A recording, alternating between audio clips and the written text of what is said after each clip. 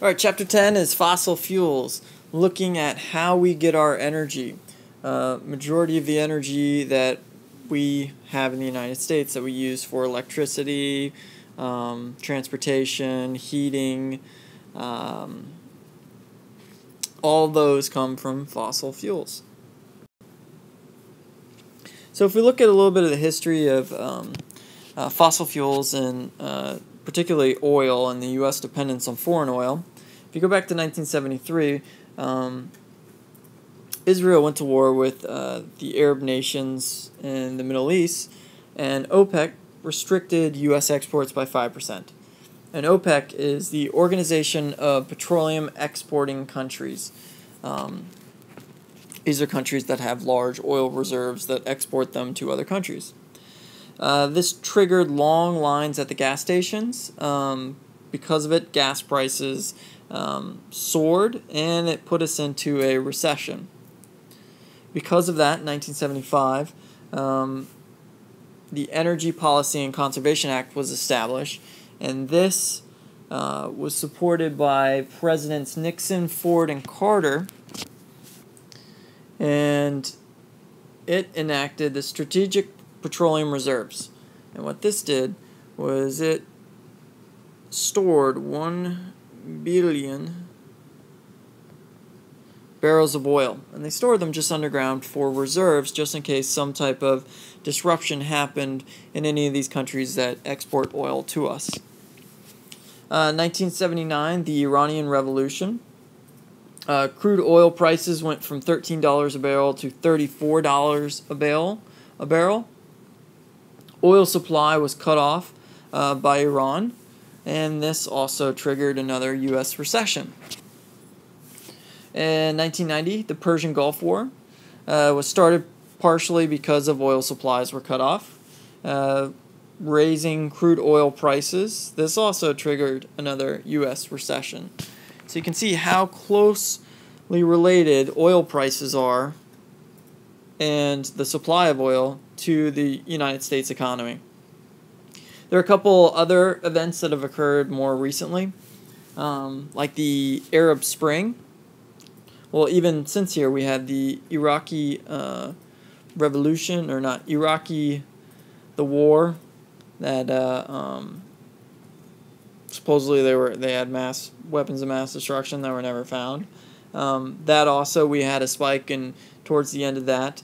In 2006, we had a spike in oil prices, and once again, we were put into that wasn't the main reason for our last recession, but that put us into another recession. Oil prices came down, but they have steadily risen since. And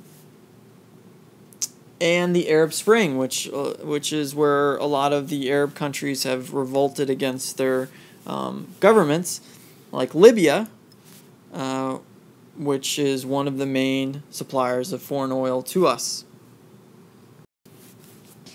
So if we look at energy uses across the world, developed countries like the United States, is only 20% of the human population.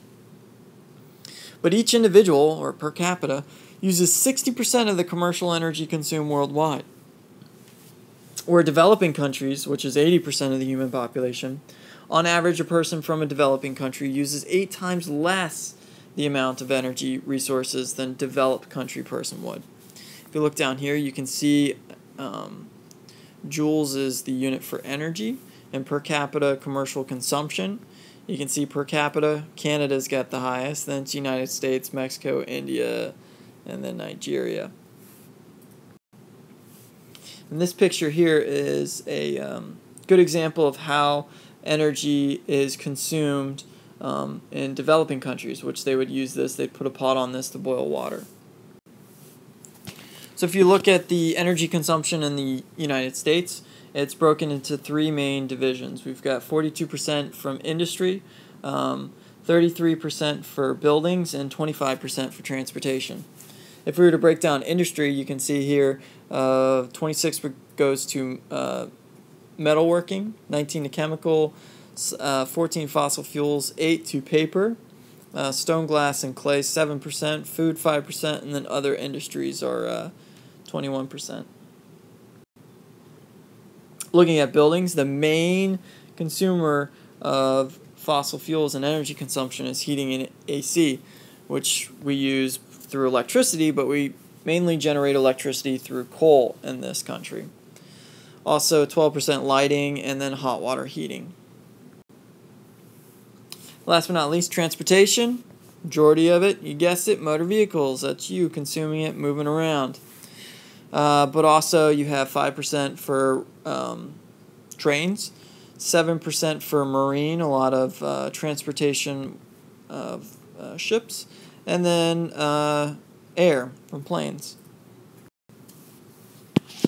So fossil fuels, what are they? They're partially decayed remnants of organisms. That's it, fossil, dead things, fuels. So we're burning dead things to get our energy. It's a non-renewable resource, meaning that no, it is not renewable within its time of consumption. It takes 1 million years for this stuff to regenerate. And the main types are oil, coal, and natural gas. So looking at the formation, if we start with coal, is plants dying in ancient swamps that were only partially decomposed by anaerobic bacteria. And the buildup of those remains in eons of time, heat, and pressure, you form coal. Later, geological upheaval raises these layers closer to the surfaces in some areas. This is a great diagram showing this. Here we have 100 to 400 million years ago. We have a swamp, and this vegetation, as it lives and dies and lives and dies and lives and dies, it starts to accumulate this layer above this rocky bedrock area here, and you can see it here down below. Just always pay attention to the rock area at the bottom. And you can see this vegetation first turns into peat, and peat is the first soft material, and over time with more pressure and sediment layers on top of it and heat, you start to form coal. And then eventually we will dig down to get to those coal layers.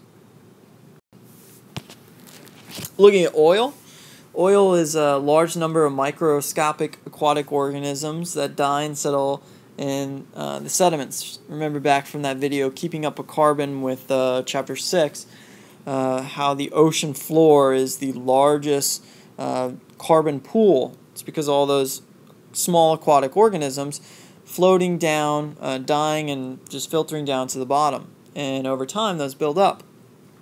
And as more sediment layers build on top of that, heat and pressure, you get eventually forming oil. Accumulation of these decaying organisms in an oxygen-deficient environment with heat and pressure forms a mixture of hydrocarbons. And hydrocarbons are those just basically hydrogens around carbons. So you got your very simple one, methane, which are 4 hydrogens around 1 carbon. And all fossil fuels are some type of carbon or hydrocarbon. And it results in oil. So, natural gas, primarily formed as simplest hydrocarbon, which is methane, like I just said. Yeah, we got CH4, if you guys remember back from chemistry. Produced in similar ways as oil, but much higher temperatures. Deposits of natural gas and oil are usually found together. So once again, here's that diagram. 300 to 400 million years ago, you have all this microorganisms that they die and they fall at the bottom. They start to settle and fill into porous areas. Over time, you get more sediment layers building up, pressure, and eventually you get trapped oil, and then on top of that you usually find natural gas.